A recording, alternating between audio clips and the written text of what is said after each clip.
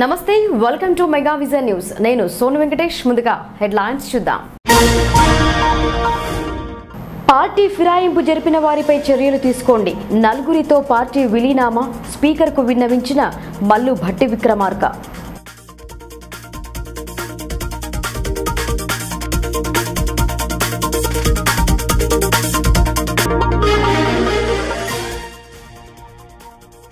హంగర్గా ఫారంలో రెచ్చిపోయిన కుక్కలు 18 మందికి గాయాలు ఓ చిన్నారి పరిస్థితి విషమం భయాందోళనలో ప్రజలు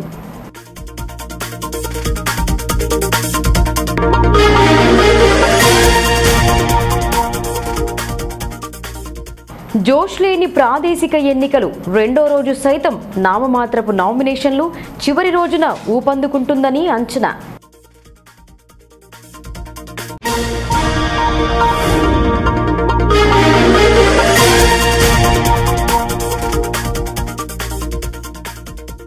స్ట్రాంగ్ రూమ్ల వద్ద భద్రతకు అవకాశం కల్పించండి ప్రొసీడింగ్ డైరీ అందజేయడంలో జాప్యం ఎందుకు ఎన్నికల అధికారుల తీరును తప్పుపట్టిన అరవింద్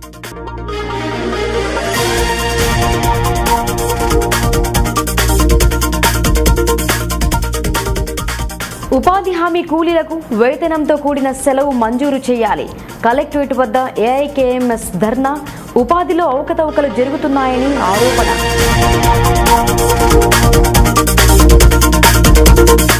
పార్టీ ఫిరాయించిన ఎమ్మెల్యేలపై చర్యలు తీసుకోవాలని సీఎల్పీ నేత భట్టి విక్రమార్క శాసనసభాపతి పోచారం శ్రీనివాసరెడ్డిని కోరారు బాన్సువాడలో స్పీకర్ పోచారం శ్రీనివాసరెడ్డిని ఆయన ఇంట్లో కలిసి డిస్క్వాలిఫికేషన్ నోటీస్ మాజీ మంత్రి షబ్బీర్ అలీ మాజీ విప్ ఈరవత్రి అనిల్తో కలిసి భట్టి విక్రమార్క ఇచ్చారు అనంతరం స్పీకర్ ఇంట్లో నిర్వహించిన విలేకరుల సమావేశంలో భట్టి విక్రమార్క షబ్బీర్ అలీ మాట్లాడారు పార్టీ ఫిరాయించిన 10 మంది ఎమ్మెల్యేల్లో 6 మంది ఎమ్మెల్యేలని డిస్క్వాలిఫై చేయాలని గతంలో పిటిషన్ ఇచ్చాం అలాగే హరిప్రియ నాయక్ కంద్యాల ఉపేందర్ రెడ్డి జాలాల సురేందర్ చిరుమర్తి లింగయ్యలను డిస్క్వాలిఫై చేయాలని నోటీస్ ఇచ్చినట్లు భట్టి విక్రమార్క తెలిపారు ప్రజాస్వామ్యాన్ని కేసీఆర్ ప్రభుత్వం పట్టపగలే ఖూనీ చేస్తోందని అన్నారు అందులో భాగంగానే కాంగ్రెస్ పార్టీ ఎమ్మెల్యేలను టీఆర్ఎస్ పార్టీలో చేర్చుకుంటున్నారని అన్నారు అనేక ప్రలోభాలకు గురిచేసి కాంగ్రెస్ ఎమ్మెల్యేలను కొంటున్నారని భట్టి విమర్శించారు కాంగ్రెస్ పార్టీ నుండి గెలిచి టీఆర్ఎస్ పార్టీలో చేరిన ఎమ్మెల్యేలను తక్షణం పదవుల నుంచి డిస్క్వాలిఫై చేయాలని స్పీకర్ను కోరినట్లు ఆయన చెప్పారు అందుకు సంబంధించి 10వ షెడ్యూల్ వివరాలను అఫిడవిట్ను స్పీకర్కు అందించినట్లు భట్టి వివరించారు స్పీకర్ గారు హైదరాబాద్లో లేకపోవడం వల్ల వారి నివాసమైన బాన్స్వాడలో ఆయన్ను కలిసిచ్చామని అన్నారు కాంగ్రెస్ పార్టీ జాతీయ పార్టీ దీనిని ఒక ప్రాంతీయ పార్టీలో ఎలా విలీనం చేస్తారని భట్టి విక్రమార్క ఈ సందర్భంగా ప్రశ్నించారు కాంగ్రెస్ శాసనసభా పక్షాన్ని టీఆర్ఎస్లో విలీనం చేస్తామని కొందరు టీఆర్ఎస్లో చేరిన ఎమ్మెల్యేలు ప్రకటన చేయడాన్ని భట్టి తీవ్రంగా ఖండించారు పార్టీ విలీనం అనేది చాలా పెద్ద వ్యవహారం అని గతంలో ప్రజారాజ్యం పార్టీని కాంగ్రెస్లో విలీనమైన సమయంలో గ్రామ కమిటీల నుంచి పార్టీ అధినేత వరకు అందరి తీర్మానాలను ఎన్నికల సంఘానికి పంపి ఆ తర్వాత విలీనం చేయడం జరిగిందని అన్నారు ఎమ్మెల్యేలకు నజరానాలు ఇస్తున్నారు ఆకర్షిస్తున్నారు ఫిరాయింపు ఎమ్మెల్యేలపై చర్యలు తీసుకోవాలని స్పీకర్ పోచారం శ్రీనివాసరెడ్డిని ఆయన ఇంట్లో కలిసి కోరినట్లు మాజీ మంత్రి షబ్బీర్ అలీ చెప్పారు డిస్క్వాలిఫికేషన్ నోటీస్ ఇస్తున్న సమయంలో స్పీకర్ ఫోటో తీసుకోవడానికి కూడా అనుమతించలేదని అన్నారు కాంగ్రెస్ పార్టీ నుంచి గెలిచిన ఎమ్మెల్యేలకు నజరానాలు ఇస్తూ ఆకర్షిస్తున్నారని షబ్బీర్ అలీ చెప్పారు జాతీయ పార్టీని ఎలా విలీనం చేస్తారని ఆయన ప్రశ్నించారు దీనికి సంబంధించి ఇలా కాంగ్రెస్ పార్టీ నుంచి గెలిచి టీఆర్ఎస్ పార్టీలో చేరామని చెప్పినట్టు శాసనసభ్యులకు సంబంధించి యాంటీ డిఫెక్షన్ బిల్లుకు సంబంధించి వీళ్ళంతా కూడా డిస్క్వాలిఫికేషన్కి చేయడానికి అర్హులవుతారు ఇటువంటి శాసనసభ్యులందరినీ కూడా డిస్క్వాలిఫై చేయమని చెప్పి 10th షెడ్యూల్లో ఉన్నటువంటి బిల్లు ప్రకారం డిస్క్వాలిఫికేషన్ బిల్ ప్రకారం యాక్ట్ ప్రకారం చర్యలు తీసుకోవాల్సిందిగా గౌరవ సభాపతి గారిని కలిసి ఈరోజు వారి ఇంట్లో 4 శాసనసభ్యులకు సంబంధించి ఈ సమాచారాన్ని వారికి అందించడం జరిగింది అఫిడవిట్తో సహా ఆ 10th షెడ్యూల్లో ఉన్నటువంటి ప్రొసీజర్ ప్రకారం ఆ ఫార్మెట్ ఎలా ఉందో ఆ ఫార్మెట్ ప్రకారం వారికి ఇప్పుడే సబ్మిట్ చేయడం జరిగింది. హైదరాబాద్లో వారు లేకపోబట్టి వారి నివాసమైనటువంటి బాన్స్వాడలో వారికి ఉన్నారు. హైదరాబాద్లో అందుబాటులో లేరు కాబట్టి ఇక్కడికే నేరుగా వచ్చి వారి స్వగృహంలో వారిని కలిసి బాన్స్వాడలో గతంలోనే మేము 6 సంబంధించి ఏప్రిల్ 14th రోజు హైదరాబాద్ శాసనసభ కార్యాలయంలో అందించాం. ఇప్పుడు 4 చిరుమర్తి లింగయ్య గారు, కందాల ఉపేందర్ రెడ్డి గారు, సురేందర్ గారు, హరిప్రియా నాయక్ గారికి సంబంధించిన 4 డిఫెక్షన్ సంబంధించినటువంటి పిటిషన్స్ని వారు అందించడం జరిగింది. అలాగే కొద్దిమంది టీఆర్ఎస్ పార్టీలో మేము చేరామని చెప్పినటువంటి కాంగ్రెస్ పార్టీ పేరు మీద గెలిచిన శాసనసభ్యులు, అట్లాగే టీఆర్ఎస్ పార్టీకి సంబంధించిన నాయకత్వం జాతీయ పార్టీ అయిన కాంగ్రెస్ శాసనసభ పక్షాన్ని మెర్జర్ దిశగా మా ప్రయత్నం చేస్తున్నామని చెప్పి ఒక కుట్రపూరితంగా కొన్ని ప్రకటనలు కూడా చేస్తాం. అవగాహన లేనటువంటి శాసనసభ్యులు, అవగాహన లేనటువంటి కొద్దిమంది టీఆర్ఎస్ నాయకత్వం ఈ కుట్రపూరితమైనటువంటి మెర్జర్ వాదాన్ని బయటకు తీసుకుని వచ్చి కాంగ్రెస్ శాసనసభా పక్షాన్ని టీఆర్ఎస్ శాసనసభా పక్షంలో మెర్జ్ చేస్తున్నట్టుగా మాట్లాడుతూ ఉన్నారు. దానికి సంబంధించి మేము సమగ్రమైనటువంటి సమాచారం, హైకోర్టులు గతంలో ఇచ్చినటువంటి తీర్పులతో సంబంధించి సమాచారంతో సహా ఈరోజు అటువంటి ఆలోచన కానీ నిర్ణయం కానీ రాజ్యాంగ ప్రకారం ఇది విరుద్ధం.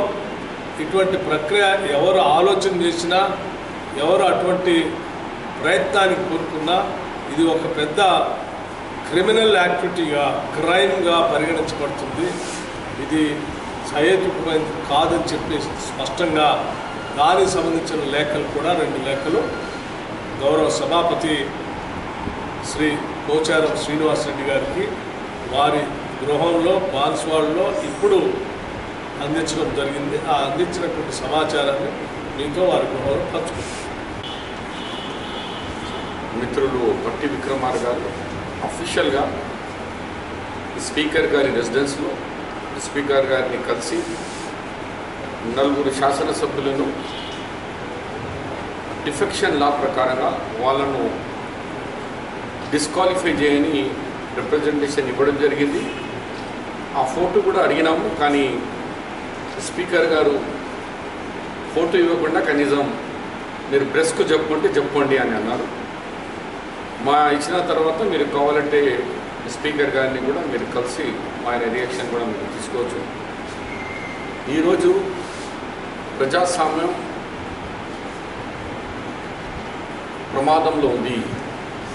ప్రజాస్వామ్యంను కాపాడే బాధ్యత కేవలం మాకే, నాయకులకే, కాంగ్రెసే కాకుండా మీరు మీడియా సోదరులు మీ మీద కూడా ఉంది, ప్రతి ఒక్కరి మీద ఉంది. ఒక పార్టీతోనే గెలిచిన వాళ్ళు అంగడి బజార్లో అమ్ముడు పోయినట్టు అమ్ముకుంటా పోయి ఇవాళ ఒక ఎమ్మెల్యే గండ్రా వెంకట్రామరెడ్డికి ఆమె భార్యకు తక్షణమే జిల్లా పరిషత్ చైర్మన్ 25 to 30 crores ఒక ల్యాండ్ ఇష్యూ క్లియర్. మొన్న మీరు చూస్తున్నారు ఖమ్మంలో సండ్రా వెంకట్రామ్కు ల్యాండ్ క్లియర్. అంటే ఏంది ఇది? జాగీర్ అయిపోయింది, ముఖ్యమంత్రి గారికి జాగీర్ అయిపోయింది. సొంతంగా ఆయన నిర్ణయాలు భాషాకే పాస్ ఫర్మాన్ దియేసా ఫర్మాన్లు ఇచ్చేస్తున్నారు. ఫర్మాన్లు ఇచ్చేస్తున్నారు. నీకేం కావాలో చెప్పు, ఇగో నాకు ఇది కేసు, ఇంత డబ్బులు, నాకు ఈ పదవి, నాకు ఇది ఫర్మాన్లు అయిపోతుంది. ప్రజాస్వామ్యానికి పోరీ జరుగుతుంది. దయచేసి మీరు కూడా స్పీకర్ గారికి అన్నాము, మీరు చాలా అనుభవమైన వ్యక్తి ఉన్నారు, మీరు చాలా ప్రజలకు సేవ చేయడానికి ముందుకొచ్చిన యువకులకు తన వంతు సహకారాన్ని అందించారు. గ్రామస్తులకు రక్షిత శుద్ధ జలాలను అతి తక్కువ ధరకి అందించే ప్లాంట్ ఏర్పాటుకు స్థలం కావాలని గ్రామానికి చెందిన వ్యక్తితో చెప్పారు. మంచి పనేగా అని భావించి ఇతరుల స్థలాన్ని 5 సంవత్సరాల పాటు అగ్రిమెంట్ కుదిర్చి అప్పగించాడు. కానీ రోజు రోజుకు దీనిపై వస్తున్న లాభాలతో ఆ యువకులు కాస్త జల్సాలకు అలవాటు పడ్డారని పేర్కొన్నారు. డిచ్పల్లి మండలం ధర్మారం బి గ్రామంలో 2006లో అదే గ్రామానికి చెందిన కొందరు యువకులు సమాజ సేవలో భాగంగా నీటి శుద్ధి ప్లాంట్ ఏర్పాటుకు సిద్ధమయ్యారు. కానీ దాని ఏర్పాటుకు కావాల్సిన స్థలం లేకపోవడంతో అదే గ్రామానికి చెందిన వ్యక్తి స్థలాన్ని ఇప్పించమని రావుల వెంకన్నకు విన్నవించారు. దీంతో ఆయన కలగజేసుకుని 5 సంవత్సరాల అగ్రిమెంట్ క్రింద స్థలాన్ని అప్పగించారు. ప్లాంట్ ఆరంభించి ₹2కి 20 లీటర్ల నీటి క్యాన్లను అందించారు. ప్రజలకు ఇది అలవాటు పడిన తర్వాత ధరను ₹5 చేశారు. శుద్ధ జలాలను అందిస్తున్న వారు కాస్త స్వర్గధామ రథం కొనుగోలుకు ముందుకొచ్చారు. దానికి ఆయన యొక్క సహకారాన్ని తీసుకున్నారు.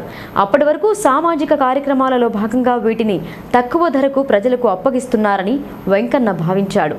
కానీ వారికి అన్ని విధాలుగా సహకరిస్తున్న వెంకన్నకు తెలియకుండానే లాభాల రూపంలో వచ్చిన సొమ్ముతో జల్సా చేయడంతో పాటు వ్యాపారాభివృద్ధిని పెంచుకున్నారు. పైకి సామాజిక సేవ చేస్తున్నట్టుగానే నటిస్తూ లోపల మాత్రం వారు ఆర్థికంగా స్థిరపడటానికి అన్ని రకాల ఎత్తులు వేసుకున్నారు. జై కిసాన్ రైతు మిత్ర సంఘం ఏర్పాటు చేసి రుణాన్ని పొంది సామాజిక సేవకు కావాల్సిన వస్తువు కొనుగోలుకు అని నమ్మించారు. అదే రీతిలో కొనసాగుతున్న వీరి లోగుట్టు వ్యాపారం బయటపడింది. వాటర్ ప్లాంట్, స్వర్గధామ రథం కొనుగోలు చేసింది రుణం తీసుకున్న డబ్బుతో కాదని వీటి వల్ల వచ్చిన ఆదాయంతో అని తేలింది. అంతేకాకుండా సంఘ భవనం కోసం స్థల కొనుగోలు చేశారు. నమ్మిన వ్యక్తిని అడ్డుపెట్టుకుని వారి స్వార్థ ప్రయోజనాలకు తనను వాడుకుంటున్నారని గ్రహించిన రావుల వెంకన్న నీటి ప్లాంట్కు గాని స్వర్గధామ రథానికి గాని ఎలాంటి సంబంధం లేదని తేల్చేశాడు. అంతేకాకుండా వారి మాటలు నమ్మి స్థలాన్ని ఇప్పించినందుకు దాన్ని వెనక్కి తీసుకుంటున్నానని చెప్పారు. స్థల యజమానులు ఎప్పుడైనా వారి స్థలాన్ని వారి ఆధీనంలోకి తీసుకోవచ్చని మీడియా సమావేశంలో చెప్పారు. నమ్మిన వ్యక్తికి మోసం చేస్తూ స్వార్థ ప్రయోజనాల కోసం పాకులాడితే ఏదో ఒక రోజు ఇలాంటి పరిస్థితి ఎదురవుతుందని గుర్తిస్తే మంచిదన్నారు. స్థలాన్ని కూడా మేము రద్దు చేసుకుంటున్నాం.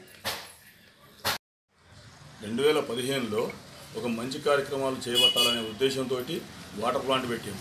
ఆ వాటర్ ప్లాంట్తో పాటు ఒక స్వర్గరథ రథం ఒకటి ప్లస్ ఊళ్ళో మంచి మంచి సేవా కార్యక్రమాలు మొదలు పెట్టాలనే ఉద్దేశంతో ఏదో సేవా కార్యక్రమం చేస్తామని అంటే నేను నా పేరు మీద లేకపోయినా కూడా ఇతరులదైనా కూడా దాన్ని సంఘానికి మంచి సేవా కార్యక్రమాలు కాబట్టి వాళ్ళకి అప్పగించాను. ఒక 5 సంవత్సరాల వరకు ఫ్రీగా ఎటువంటి ఇన్కమ్ ఏది లేకుండా. కానీ దాన్ని వాళ్ళు ఏం చేశారు, రథాలు కానీ ఎటువంటి ఏ మంచి కార్యక్రమాలు లేకుండా పండగలకి వాటికి వీటికి కొన్ని కార్యక్రమాలు మందు తాగటాలు లేకపోతే ఇంకొకటి మేఘలు తీసుకొచ్చి కొయ్యటాలు ఇటువంటి కార్యక్రమాలు సొంత విలాసాలకి ఉపయోగించుకుంటున్నారు. అటువంటి డబ్బు దాని మీద వాటర్ ప్లాంట్ మీద ఏదైతే ఇన్కమ్ వచ్చిందో ఆ ఇన్కమ్ని సొంత ప్రాపర్టీలుగా జై కిసాన్ రైతు మిత్ర సంఘం అని పేరు పెట్టేసి ఒక బిల్డింగ్ కొనుక్కున్నారు. ఈ విధంగా ఎన్నో అన్యాయాలు చేస్తున్నారు. కాబట్టి దానికి నేను ఈ రోజున అవతల వాళ్ళు కూడా నాకు ఏదైతే ప్లాంట్ నాకు అప్పచెప్పారు.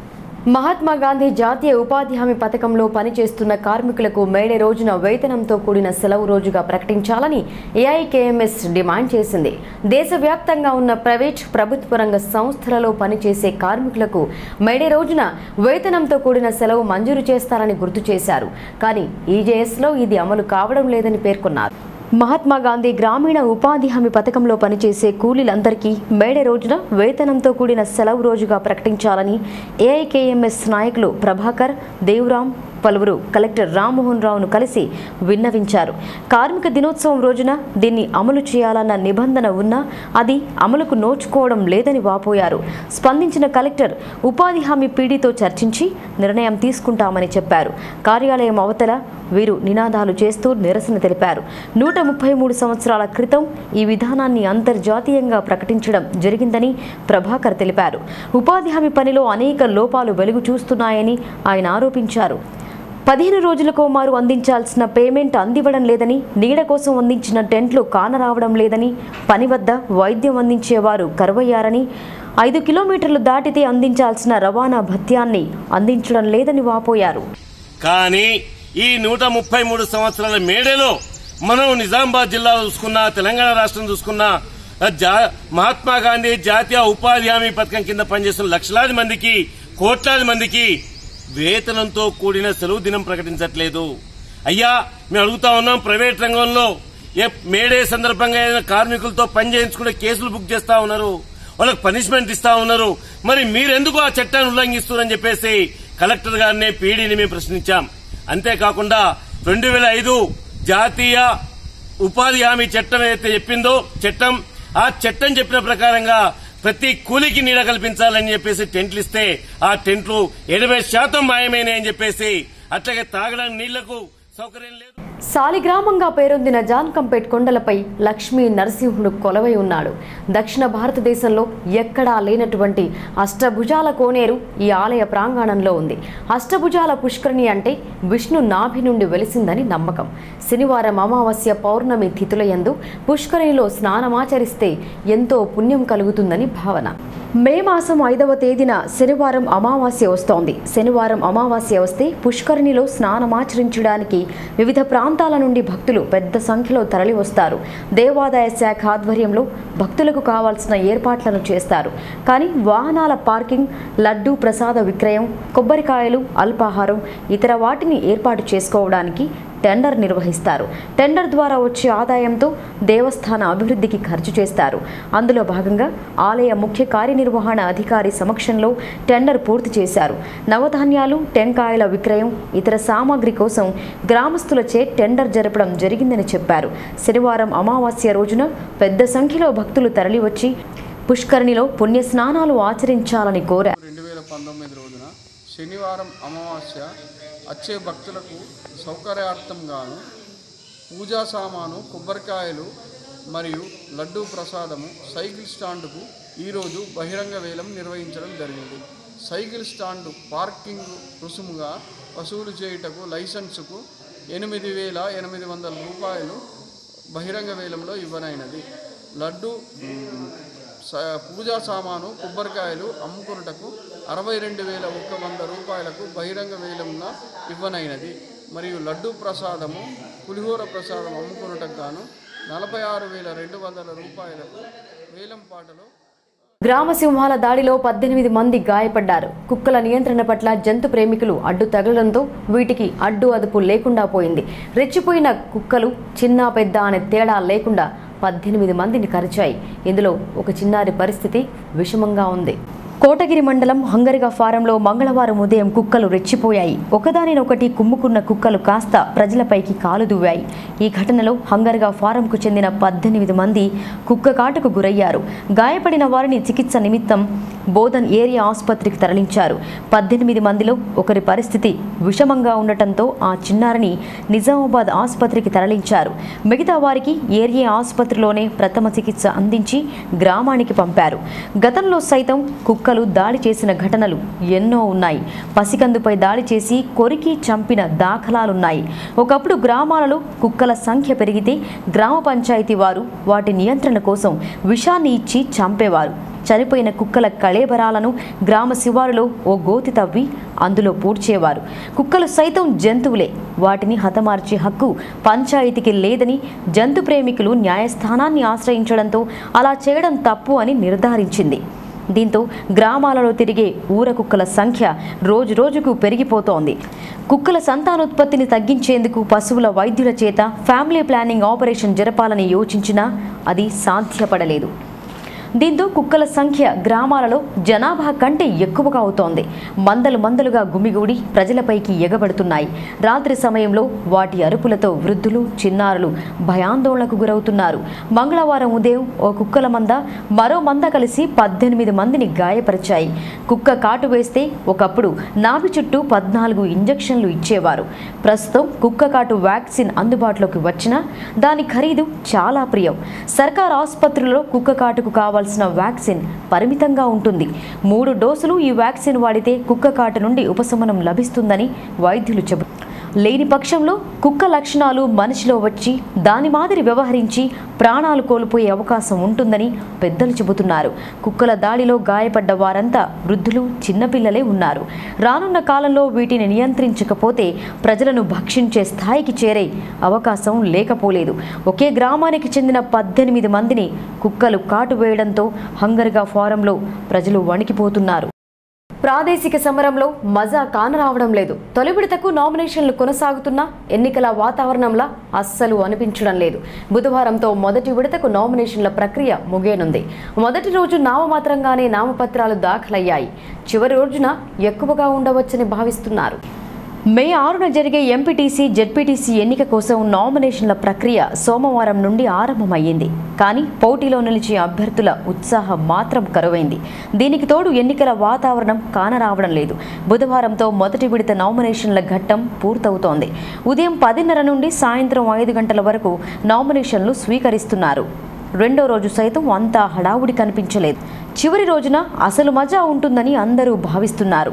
26 నుండి రెండో విడత నామినేషన్ల పర్వం మొదలు కాబోతోంది. అందుకోసం మండల కేంద్రాలలో నామినేషన్ కేంద్రాలను ఏర్పాటు చేసి క్లస్టర్ వారీ ఎంపీటీసీల నామపత్రాల స్వీకరణ జరుపుతున్నారు. పరిశీలన అనంతరం ఉపసంహరణ, పోటీలో నిలిచే అభ్యర్థుల జాబితాను ప్రకటించనున్నారు. మొన్నటికి మొన్న పార్లమెంటు ఎన్నిక ముగిసింది. ఇంకా దేశవ్యాప్తంగా ఎన్నిక పూర్తి కాలేదు. ఫలితం రాలేదు. దీంతో ఎన్నికల హడావుడి కానరావడం లేదా అనిపిస్తోంది. అయితే అసెంబ్లీ ఫలితాల అనంతరం కాంగ్రెస్లో విజయం సాధించిన వారు సైతం టీఆర్ఎస్లో చేరడంతో కాంగ్రెస్ తరపున పోటీ చేసే అభ్యర్థులు కరువయ్యారా అని భావిస్తున్నారు. అంతేకాకుండా టీఆర్ఎస్లోనే పోటీకి తీవ్ర ఒత్తిడి పెరిగింది. ఇటీవల పార్టీలో చేరిన వారు సైతం టికెట్లు ఆశిస్తున్నారు. జెడ్పీ చైర్మన్ స్థానం జనరల్ కావడంతో పలువురు దీనిపై దృష్టి సారించారు. పోచారం సురేందర్ రెడ్డి, బాజిరెడ్డి జగన్లు సైతం జెడ్పీ పీఠంపై కన్నేశారు. కోటగిరి నుండి పోచారం సురేందర్ రెడ్డి, సిరికొండ నుండి బాజిరెడ్డి జగన్ రంగంలో దిగుతున్నారు. గతంలో టీడీపీ జెడ్పీ ఫ్లోర్ లీడర్గా వ్యవహరించిన మోహన్ రెడ్డి ఇటీవల టీఆర్ఎస్లో చేరారు. తాను సైతం చైర్మన్ స్థానానికి రెడీ అంటున్నారని తెలిసింది. కాంగ్రెస్ బీజేపీలు మాత్రం అంతర్మథనంలో పడి అభ్యర్థుల ఎంపిక చేసి విజయం సాధించిన అనంతరం పార్టీ ఫిరాయింపు జరగకుండా ముందస్తు సూచనలతోనే అభ్యర్థుల ఎంపిక చేస్తున్నారని తెలుస్తోంది. బోధన్ నియోజకవర్గ పరిధిలోని ఎడపల్లి, బోధన్, రెంజల్ మండలాలకు చెందిన కాంగ్రెస్ అభ్యర్థుల ఎంపికను మాజీ మంత్రి సుదర్శన్ రెడ్డి పర్యవేక్షిస్తున్నారు.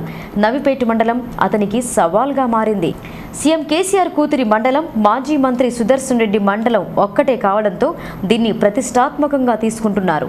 ఇటీవల సర్పంచ్ ఎన్నికల సందర్భంలో కాంగ్రెస్ తరపున గెలిచిన వారు కాస్త బాధ్యతలు చేపట్టిన అనంతరం గులాబీ కండువ కప్పుకోవడంతో ఆచితూచి అడుగులు వేస్తున్నారు.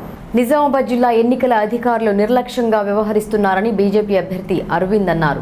స్ట్రాంగ్ రూమ్ వద్ద ప్రత్యేక సిబ్బందిని ఏర్పాటు చేసుకోవచ్చని ఎన్నికల కమిషన్ ఆదేశాలు ఉన్నా వాటిని అనుమతించకపోవడం ఘోరమన్నారు. ప్రొసీడింగ్ డైరీ ఇవ్వాలంటే అందుకు కొంత సాకులు చెబుతున్నారని దుయ్యబట్టారు. ఇప్పటి వరకు పూర్తి స్థాయి సమాచార సేకరణ జరగలేదని చెప్పడంపై ఒకంత అసహనాన్ని వ్యక్తం చేశారు. నిజామాబాద్ ఎన్నికల అధికారి రామ్మోహన్ రావును నిజామాబాద్ పార్లమెంటు బీజేపీ అభ్యర్థి అరవింద్ కలిశారు. లోక్సభ స్థానంలో సీఎం కూతురు పోటీలో ఉన్నందున ఏవిని అక్రమాలు జరిగే అవకాశం ఉందన్న అనుమానం తమకు ఉందన్నారు. ఎన్నికలు పూర్తి కాగానే అందుకు సంబంధించిన పూర్తి స్థాయి వివరాలు అధికారుల వద్ద ఉండాల్సి ఉండగా అందుకు నిర్లక్ష్యంగా సమాధానమిస్తున్నారని చెప్పారు. భద్రత గదికి ఈవీఎంల తరలింపులో జాప్యం, బాల్కొండలో కొన్ని ఈవీఎంలు సీజ్ చేయకపోవడం ఇలాంటి ఘటనలు అనుమానాలకు ఆజ్యం పోస్తున్నాయని చెప్పారు. సమాచార హక్కు చట్టం ద్వారా పూర్తి వివరాలు పొందేందుకు 30 రోజుల సమయం పడుతున్నందున దీనిపై ప్రత్యేక శ్రద్ధ చూపి ప్రొసీడింగ్ డైరీని ఇవ్వాలని, లేని పక్షంలో జరిగే ఆందోళనలకు అధికారులే బాధ్యత వహించాల్సి వస్తోందని వారు పేర్కొన్నారు. 3-4 రోజుల తర్వాత వస్తాము. మాకు ప్రిసైడింగ్ ఆఫీసర్ డైరీ ప్లస్ మా కార్యకర్తల్ని బయట పెట్టుకునేటట్టు, సరే మీరు ఎక్కడ పెట్టుకోవాలన్నా చెప్పండి, అక్కడనే పెట్టుకుంటాం. మేము ఔటర్ రింగ్ బయటనే పెట్టుకుంటాము సెక్యూరిటీ. కానీ ఏమాత్రం చెప్తలేరు. కానీ లాస్ట్లో మాత్రం మేము చాలా ఖచ్చితంగా చెప్పి రావడం జరిగింది. మేము మా కార్యకర్తల్ని పెట్టుకుంటాము. Number 1. Number 2, presiding officer diary మాకు చాలా ఇమీడియట్గా ఎంత తొందరగా వీలైతే అంత తొందరగా మాకు ఇచ్చేయాల్సిందిగా, సో దాట్ మేము కౌంటింగ్కి ప్రిపేర్ అవుతాము. ఏం డిస్క్రిపెన్సీస్ ఉండకుండా చూసుకుంటాము. లేదా ఇది ఇష్యూ పెద్దగా అవుతుంది. అనవసరంగా దీన్ని రాద్ధాంతం చేయొద్దు, డిలే చేయొద్దు. మీరు వీలైనంత తొందరలో, ఒకవేళ పోలింగ్కి కౌంటింగ్కి 4-5 రోజులే తేడా ఉంటే ఏం చేస్తుండే అని కూడా అడిగిన నేను. ఇప్పుడు 45 రోజులు ఉంది. ఇక వార్తలు ముగించే ముందు హెడ్లైన్స్ మరొకసారి. పార్టీ ఫిరాయింపు జరిపిన వారిపై చర్యలు తీసుకోండి. నలుగురితో పార్టీ విలీనామా స్పీకర్కు విన్నవించిన మల్లు భట్టి విక్రమార్క.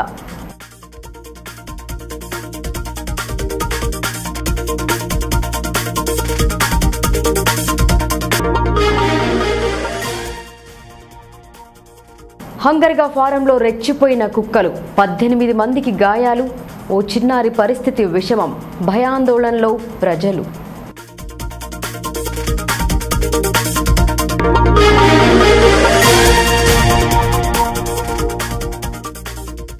జోష్ లేని ప్రాదేశిక ఎన్నికలు రెండో రోజు సైతం నామమాత్రపు నామినేషన్లు చివరి రోజున ఊపందుకుంటుందని అంచనా.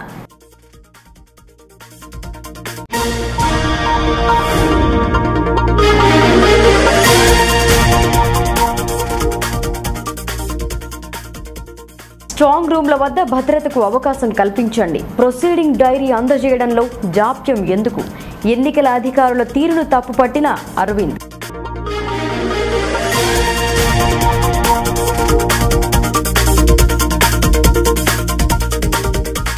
ఉపాధి హామీ కూలీలకు వేతనంతో కూడిన సెలవు మంజూరు చేయాలి. కలెక్టరేట్ వద్ద ఏఐకేఎంఎస్ ధర్నా. ఉపాధిలో అవకతవకలు జరుగుతున్నాయని ఆరోపణ.